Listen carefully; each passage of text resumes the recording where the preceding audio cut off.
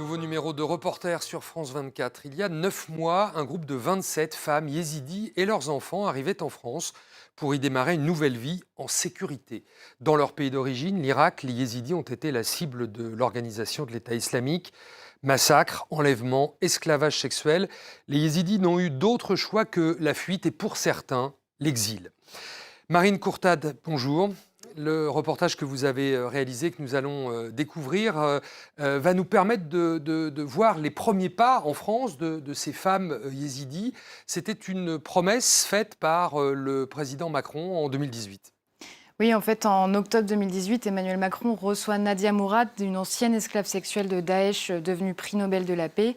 Et Nadia Mourad lui demande expressément de recevoir sur le sol français une centaine de femmes yézidis. La condition qui est posée, c'est que ces femmes soient veuves et avec enfants, parce qu'en fait, ce qu'il faut savoir, c'est que dans la société yézidi, c'est une société régie par les hommes, et donc ces femmes s'étaient retrouvées très isolées dans les camps de réfugiés dans lesquels elles étaient après avoir fui l'arrivée de Daesh. Alors, on va découvrir leur arrivée en France et les difficultés qu'elles rencontrent, quel que soit l'accueil qui leur est fait. Cette adaptation n'est pas facile. C'est ce que nous allons découvrir dans ce sujet que vous signez avec Maxime Morin. On se retrouve juste après.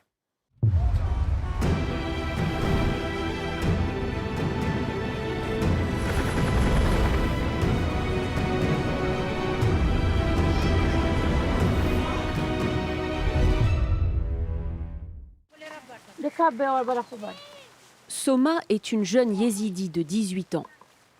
Pour préserver sa sécurité, vous ne verrez pas son visage. En Irak, sa communauté a été persécutée par Daesh.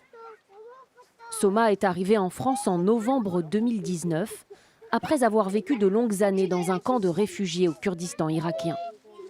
خود عراقي وقتی سال 2014 داعش بسرمده قرت مال المهم ويران كرين قوتن قو كاتشات بنو جنات بنو اختصابت كنو وانت كو جن ما باسطة مش مالت خوي ما مدركته أري أم بري بنا فرنساجي العيشة من العراقي نيخوش بو ديما تقول ما يعني أم تشتهمي رادينا بس ما لا خذ يابا منكت دستي وانده دست بحياتك كانوا كان حياتها بري ما في ليدا ما قو يعني مش صفر ده بدين. Recommencer à zéro, loin des atrocités commises par Daesh. Soma a perdu son père, mort de faim dans les monts Sinjar. Gulan, cette autre femme yézidi, elle, y a perdu son mari. Des traumatismes dont les conséquences sont toujours visibles.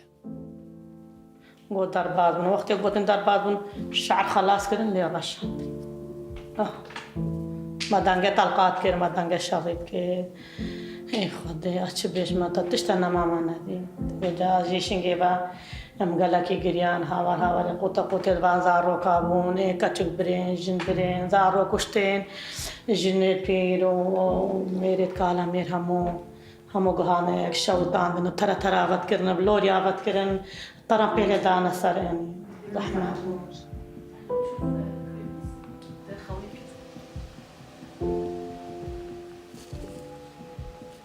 ان شاء الله من حياتك خوش فرنسا درباس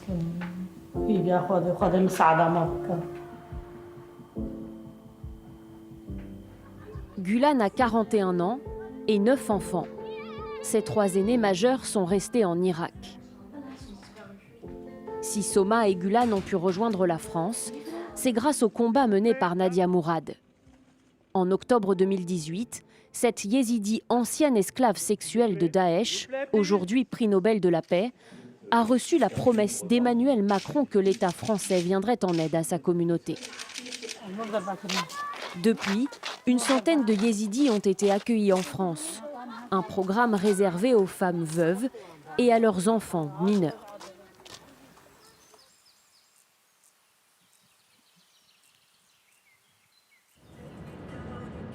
Là, on va à la préfecture pour récupérer les récépissés.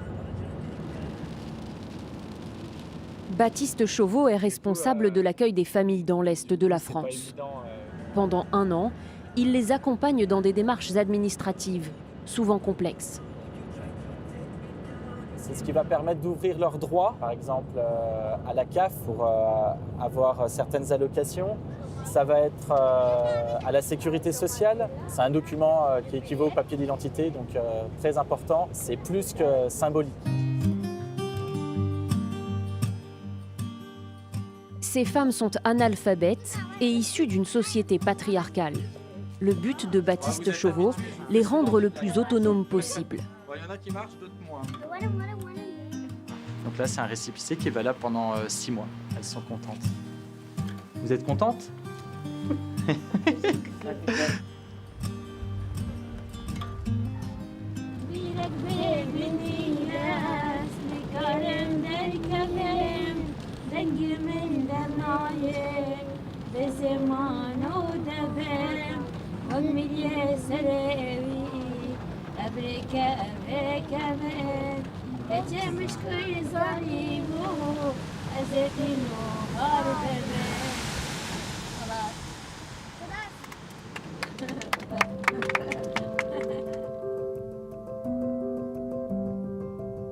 Chaque famille a son propre appartement, un logement social mis à disposition par l'association.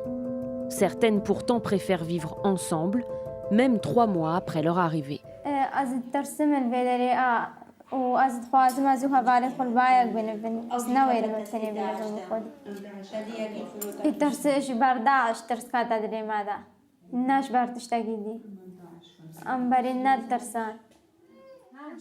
Une vie en communauté qui n'est pas habituelle dans le quartier et qui dérange parfois le voisinage.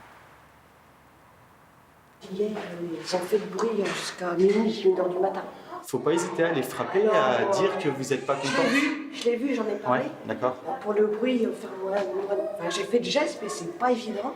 Ouais. Mais bon, c'est un peu normal aussi, parce qu'en fait, dans l'histoire, ils n'ont pas de meubles. Donc, ça, on entend, ça résonne vachement. Ça résonne, effectivement. Mais je lui dis, il faut qu'il fasse attention. C'est pas du bruit, c'est simplement, ils parlent fort. Voilà.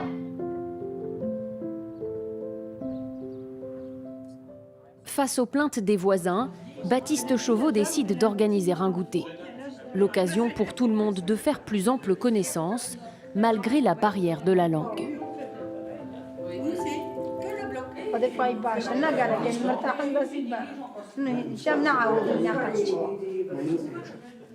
Elles viennent de villages en campagne, dans des grandes maisons de plein pied, et elles ne sont pas forcément habituées à avoir des voisins proches. Là, elles se retrouvent dans des quartiers, en immeubles, avec des voisins très très proches. Au départ, on était un peu réticents parce qu'on ne savait pas. Ce que je regrette, c'est qu'il n'y ait pas plus de participants de notre côté.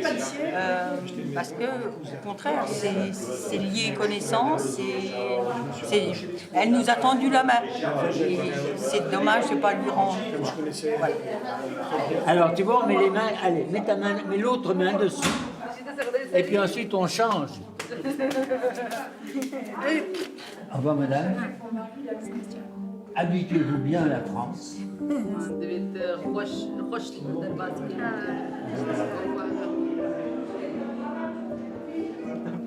Le déracinement est brutal. Quand elles le souhaitent, elles peuvent faire appel à un psychologue, lui-même kurde, et missionné par l'association. Il est basé dans une autre ville. Leurs échanges ont lieu sur Skype. Un psychologue est indispensable, surtout quelqu'un qui parle leur langue. C'est des gens qui viennent d'arriver dans un autre pays avec un passé lourd. Ils ne comprennent pas l'organisation de la vie, ni les lois, ni l'ensemble de culture d'un autre pays qui est complètement différent. En février 2020, 3 mois après leur arrivée, les enfants ont fait leur première rentrée scolaire. Pour l'occasion, Jevan Falit, le traducteur de l'association, les accompagne.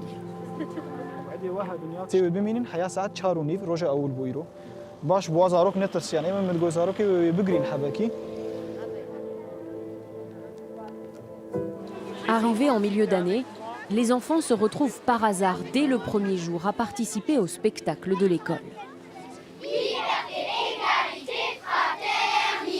Ils resteront muets au milieu des autres enfants. Ils sont un peu perdus, et leur maman aussi. Ah. Bonjour. Bonjour. Saad. J'avais trop mal à la tête. D'accord. Alors, je comprends. On peut avoir mal à la tête, on peut être malade. Et du coup, comment on fait pour récupérer les enfants? Il ne faut plus que ça se reproduise. Il faut être à l'heure et il faut aller chercher les enfants à l'école. Parce que si ça se reproduit, après, ça va être la gendarmerie qui va devoir s'occuper des enfants. Les mamans aussi doivent aller à l'école. Des cours de français obligatoires sont prévus, mais leur mise en place prend du temps. Alors Soma, impatiente de réussir son intégration, a décidé de prendre les choses en main. السلام عليكم أصدقائي ومرحبا بكم مجددا على قناة عربي بلسان فرنسي. هذا Ça, لا شاز كرسي. لا شاز الكرسي شاك. يعني كمان مهمز بعلم فرنسي. ما هكا زلام دولتك كتبي زلام زماني ودولتي نزان باعتبار زلامي لالا. ها. ساميزون.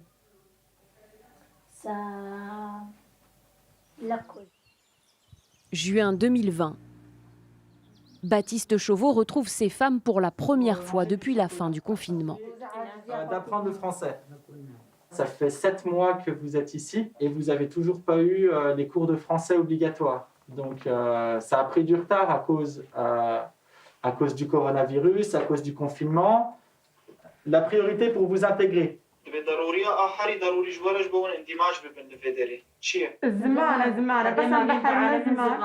Je pense que les cours de français devraient commencer la semaine prochaine ou la semaine d'après.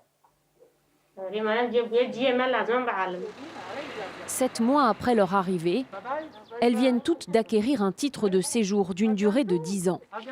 Sauf Gulan, qui a finalement préféré ne pas obtenir ce statut. Malgré le danger, elle et ses enfants ont émis le souhait de rentrer en Irak. Les différences culturelles ici sont trop fortes.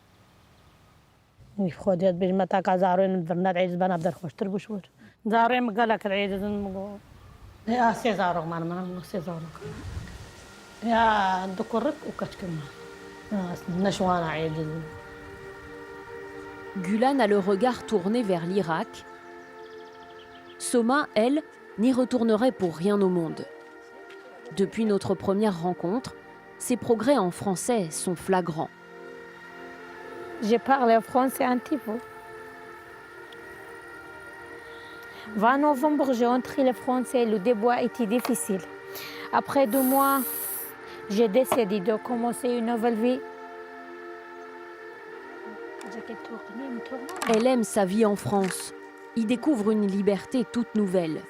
Elle cherche aujourd'hui un stage dans un salon de coiffure, un métier qu'elle a appris sur le tas pour nourrir sa famille dans le camp de réfugiés où elle vivait.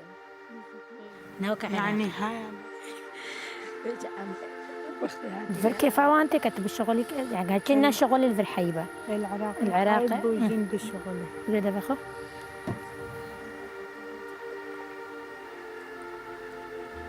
كات يكبو تشوغندكي همو شافكي بون ويجرابو شافي خدان فوكوانكر يعني بداية أكيد بزعمت بو ما جيت شاف الوان كما أقول لازم أم هاتينا باوانا أو هاتينا باما خدش تلفزيون يعني أم هاتينا باوا المفروض أم خو كوان بكن. Devenir comme nous, sans jamais oublier d'où elle vient. Soma rêve de voir les crimes commis par Daesh contre les Yézidis être un jour officiellement reconnus comme un génocide. Voilà pour ce reportage de Maxime Morin et Marine Courtade. Marine qui est avec nous, est-ce que vous avez des nouvelles de Gulan, cette femme dans votre reportage qui finalement n'arrive pas à s'adapter à cette vie en France? Que devient-elle? En fait, Gulan, elle souhaite toujours rentrer en Irak avec ses 6 enfants. Et en fait, elle joue un peu de malchance parce qu'elle a exprimé ce souhait dès le mois de janvier. Il y a eu le confinement en France qui l'a bloqué. Et depuis la fin du confinement en France, en fait, les frontières en Irak sont toujours fermées parce que là, eux, ils subissent de plein fouet la crise du corona. Et donc, du coup, pour l'instant, elle est obligée de prendre son mal en patience et d'attendre que les frontières irakiennes se réouvrent pour pouvoir revenir là-bas. Voilà, donc elle est toujours en France. Rappelons peut-être ce qui est l'histoire tragique de ces yézidis. Qu'est-ce qui explique, si tant est qu'on puisse avoir une explication rationnelle, mais qu'est-ce qui explique l'acharnement de l'organisation de l'État islamique à l'encontre de ces yézidis? En fait, la religion des yézidis est une religion monothéiste qui s'inspire, qui puise une partie de ses croyances dans le zoroastrisme, qui est une religion de la Perse antique. Et selon Daesh, les yézidis sont considérés comme des adorateurs du diable. C'est ce qui explique les persécutions qui ont eu lieu en Irak. Et c'est ce qui explique aussi tout le sens du combat de Nadia Mourad, aujourd'hui épaulée par l'avocate Amel Clooney. Parce qu'en fait, ces deux femmes font tout aujourd'hui pour prouver que ce qui s'est passé contre les yézidis est un génocide. Et c'est quelque chose que les femmes qu'on a suivies suivent de très près. Et elles sont toutes traumatisées par le fait d'avoir été persécutées, non pas pour ce qu'elles sont elles, mais aussi parce que pour ce qu'elles représentent en tant que yézidis. Et c'est ce que va nous expliquer un des personnages qu'on a suivis. On écoute. إزدي إزدي زاني شوا إزدي دينكي نجا لكن هموم أم شان هموم مليون جنين هموم مليون جنين و وكا تقولن إزدي كافرين وإزدي بس أفتشنينا يعني أم كافرين أم كافرين وان أو فكرة كلين أم إزدي كافرين وأم أم تبيسن يعني وكا أو تفكرين ما بكو شنو ماش دنياي خلاص كن يعني ما هموا ببنو ماش دنياي خلاص كن ما بحاول ينسى ديني خو وهكا بكو جن يعني أو حساب كن ممكن تاكين هيلن بس لا باش بو هناكش ما يعني نيفي جفلتين. Alors, quelle est la situation dans le nord de l'Irak? D'où viennent ces populations? Un retour des yézidis est-il possible un jour? La situation dans le nord de l'Irak, elle est très compliquée aujourd'hui à cause de la crise du coronavirus. Il faut savoir que les hôpitaux saturent complètement aujourd'hui, que le taux de pauvreté est en train d'exploser. Mais il y a aussi la situation sécuritaire qui pose question. Là, très récemment, au mois de juin, la Turquie a bombardé le nord de l'Irak parce qu'il traque en ce moment les membres du PKK.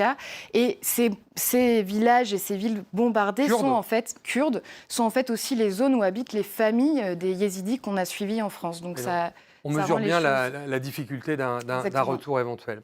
Merci beaucoup. Marine Courtade, c'est la fin de cette émission. Merci à vous de l'avoir suivi. Et on se retrouve la semaine prochaine pour un nouveau numéro de Reporter sur France 24.